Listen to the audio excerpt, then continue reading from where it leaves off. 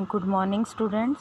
आज हम ज्योग्राफी का जो सेकंड चैप्टर रहता है रिमेन, जो हमने मैदानी भागों और हिमालय के बारे में पढ़ लिया था। अब दूसरा थर्डली जो आता है हमारा वो है प्रायद्वीपीय पठार। आज हम उसके बारे में पढ़ेंगे।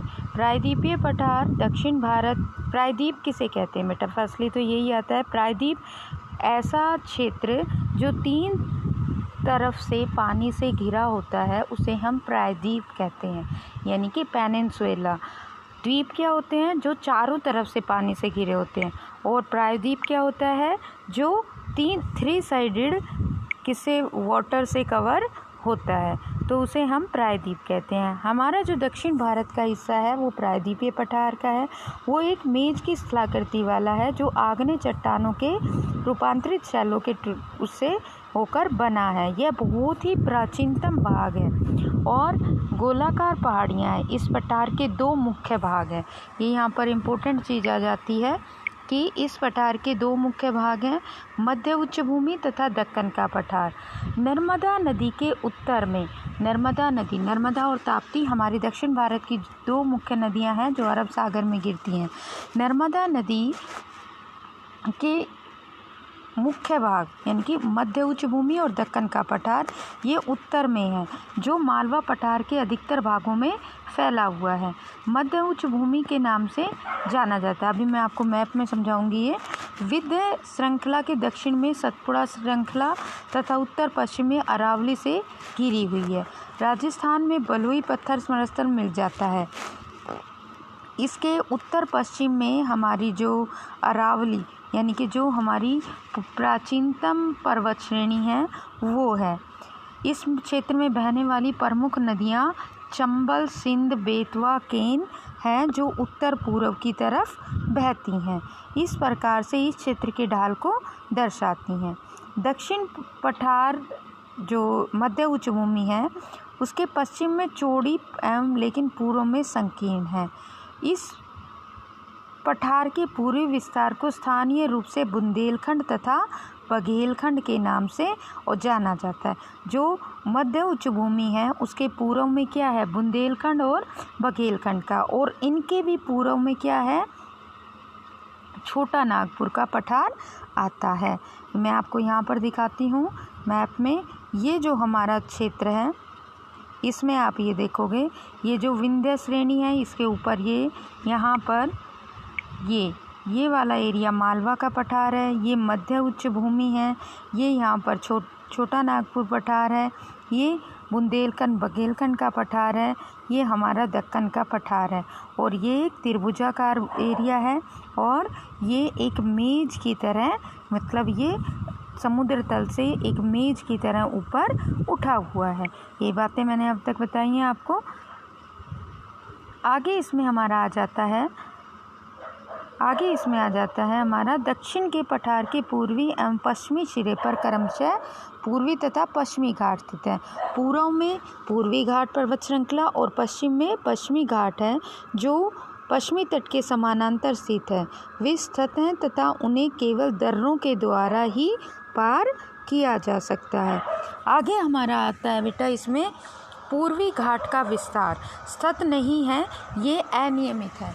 जो हमारे पूर्वी घाट हैं वो कटे फटे हैं और उनकी ऊंचाई पश्चिमी घाट के कंपैरिजन में कम है, क्योंकि जो दक्षिण भारत की मोस्टली जो नदियां हैं वो पश्चिम से पूर्व की तरफ यानी कि वो बंगाल की खाड़ी में गिरती हैं। और दो ही दक्षिण भारत की मुख्य नदियां हैं, नर्मदा और ताप्ती, जो अरब सागर में गिरती हैं। अरब सागर के तरफ यानी कि पश्चिम की तरफ हमारे पश्चिमी घाट की जो ऊंचाई है वो 900 से 1100 मीटर तक है। 900 मीटर से 1100 मीटर तक। और जो हमारी दक्षिण की जो पूर्व की तरफ पूर्वी घाट है वो 600-700 मीटर ऊंचा है और वो ज़्यादा कटा फटा हुआ है। और वहाँ पर डेल्टाई क्षेत्र भी पाया जाता है, क्योंकि नदियाँ जो लाकर जमा करती हैं उनसे डेल्टा का निर्माण होता है। आगे जो इसमें हमारा आता है प्रायद्वीपीय पठार की एक विशेषता यहाँ पाई जाने वाली काली मृदा है। प्रायद्वीपीय पठार में कैसी मृदा पाई जाती है? काली मृदा पाई जाती है, जिसे दक्कन ट्रैप के नाम से जाना जाता है। इसकी उत्पत्ति ज्वालामुखी से हुई थी, इसलिए इसे शैल आग्नेय भी कहा जाता है। फिर इसमें आ जाता है हमारा आगे जो नेक्स्ट पार्ट है हमारा फिजियोग्राफिक फीचर्स का, वो है भारतीय मरुस्थल यानी कि इंडियन डेजर्ट। जैसा आपको पता है जो हमारा राजस्थान वाला इलाका है ये मरुस्थलीय क्षेत्र है। यहाँ बालू के टिब्बों से ऊंचे तरंगित मैदान हैं। यहाँ 150 मिलीमीटर से भी कम वर्षा होती है और यहाँ नदियाँ नाम मात्र की हैं या ना के बराबर हैं। यहाँ पर एक ही मुख्य नदी है लूनी, जो भी सीजनल है यानी कि जो बारिश के सीज़न में ही जिसमें पानी होता है, अदरवाइज़ वो भी क्या हो जाती है, लुप्त हो जाती है या उसमें पानी सूख जाता है। भारत पाकिस्तान सीमा के समीप प्रमुखता से पाए जाते हैं ये बारखान ज्वाले या टीले जो होते हैं। और जैसलमेर जाएं तो बरकान के समूह आप इसमें देख सकते हैं। अब नेक्स्ट हम आता है हमारा तटीय मैदान, यानी कि जो हम भारत की समुद्री तटीय रेखा है वो क्या है, इसमें हमारी पूर्वी तटीय रेखा और दक्षिण पश्चिमी तटीय रेखा, और इसमें अंडमान निकोबार और जो लक्षद्वीप के जो भी तटीय रेखा है वो सभी सम्मिलित हैं। जो हमारी तटीय रेखा है हमने उसे पश्चिम में, मतलब इसको टोटल हमने 5 पार्ट्स में डिवाइड किया है। पश्चिम में जो हमारा कांडला से और मुंबई गोवा तक का जो तट है उसे हम कोंकण तट, गोवा से केरला तक का जो तट है उसे हम कन्नड़ तट, और उससे आगे दक्षिण यानी कि तमिलनाडु से और जो नीचे केरला से और जो नीचे तमिलनाडु के वहाँ तक है उसे हम मालाबार तट के नाम से जानते हैं। फिर पूर्वी साइड में आ जाता है हमारा कोरोमंडल तट, तमिलनाडु से आंध्र प्रदेश तक, और उससे आगे हमारा है उत्तरी सरकार तट, यानी कि जो हमारा भारत का ये इस तरह से भारत है, ये इसका जो तटीय क्षेत्र है इसको हमने 5 भागों में, ये हमारा कोंकण तट, ये कन्नड़ तट, ये मालाबार तट, ये कोरोमंडल तट और ये उत्तरी सरकार तट के नाम से हमने इस पूरे एरिया को डिवाइड कर रखा है। आगे आ जाता है हमारा द्वीप समूह। द्वीप समूह कौन से हैं? भारत के 2 प्रमुख द्वीप हैं।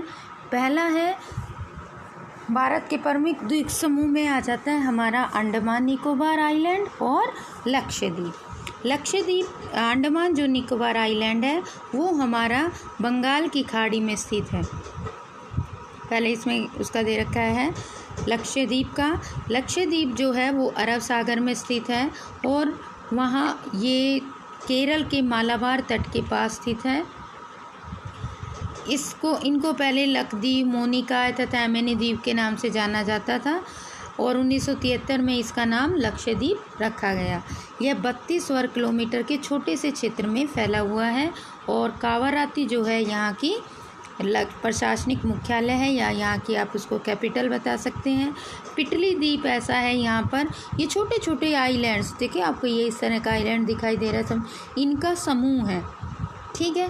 और पिटली द्वीप ऐसा है जहाँ पर मनुष्य का निवास नहीं है, बाकी जो भी वहाँ पर छोटे छोटे द्वीप हैं वहाँ पर मनुष्य रहते हैं, यानी कि ह्यूमन बीइंग सेटलमेंट पाया जाता है। अब बंगाल की खाड़ी में उत्तर से दक्षिण की तरफ फैले द्वीपों की श्रृंखला की ओर अगर हम ध्यान दें तो बंगाल की खाड़ी में जो हमारे दक्षिण पूर्व की तरफ जो द्वीप हैं उन्हें अंडमान निकोबार आइलैंड के नाम से जाना जाता है और वहाँ की जो राजधानी है वो है पोर्ट ब्लेयर है। यह द्वीप समूह निमज्जित पर्वत श्रेणियों के शिखर हैं, यानी कि ये पर्वत श्रेणियाँ हैं जो किस में समा गई थी, मतलब समुद्र तल में, समुद्र के जो वाटर लेवल है उसमें समा गई थी और इनके जो चोटियों के शिखर हैं उनके रूप में ये द्वीप जो हैं आज भी यहाँ पर विद्यमान है। भारत का एकमात्र सक्रिय ज्वालामुखी अंडमान निकोबार द्वीप के बैरन द्वीप पर स्थित है। भारत में एक ही जो एक्टिव वोल्केनो है और वो अंडमान निकोबार द्वीप के बैरन द्वीप पर है। आगे हमारा इसमें आता है वे देश जो प्राकृतिक संसाधनों में समृद्ध बनाते हैं। अब इस लेसन में हमने भारत के जो भी फिजियोग्राफिक फीचर्स थे उनके बारे में पढ़ा, यानी कि भारत को हमने उसके आधार पर 6 भागों में बांट रखा है। पहला हमने हिमालय, दूसरा हमारा आ जाता है उत्तरी मैदानी भाग, प्रायद्वीपीय पठार, मरुस्थलीय क्षेत्र। ये हमारा था, एक मिनट, ये जो आपने देखा ये हिमालय था हमारा, ये जो रेडिश एरिया में था, ये इस तरह से। और ये हमारा था मैदानी भाग, ठीक है। ये हमारा आ जाता है डेजर्ट एरिया, सॉरी ये ऊपर तक आएगा। ये जो है हमारा, ये है ये डेजर्ट एरिया, यहाँ पर ये वाला, ये डेजर्ट एरिया। ये हमारी मध्य उच्च भूमि, मालवा का पठार, इधर डेजर्ट एरिया थोड़ा ये है, ये जो मैंने रेड कर दिया ये वाला, ठीक है। यहाँ मालवा का पठार, बघेलखंड, बुंदेलखंड का, ये छोटा नागपुर का पठार, दक्कन का पठार। ये जो आपको हमारी ये लाइनें दिखाई दे रही हैं, ये पश्चिमी घाट, और ये क्या है, पूर्वी घाट। पूर्वी घाट ज़्यादा कटे फटे हैं क्योंकि जो मोस्टली जो रिवर्स हैं वो कहाँ पर बहती हैं, वो सारी पश्चिम से पूर्व की तरफ बहती हैं, इसलिए ये वाला जो तट है हमारा ये ज़्यादा कटा फटा है। फिर आगे हमने इसमें बताया कि इसे हमने 5 भागों में बांट रखा है। पहला इसमें आ जाता है हमारा कोंकण तट, कन्नड़ तट, मालाबार तट, फिर है ये कोरोमंडल तट, और ये उत्तरी सरकार तट, ठीक है। और हमारा इसमें फिर आ जाते हैं आइलैंड्स, ये हमारा अंडमान निकोबार आइलैंड, और ये लक्षद्वीप, ठीक है। आज के वीडियो में इतना ही। नेक्स्ट वीडियो में हम आगे पढ़ेंगे नेक्स्ट चैप्टर।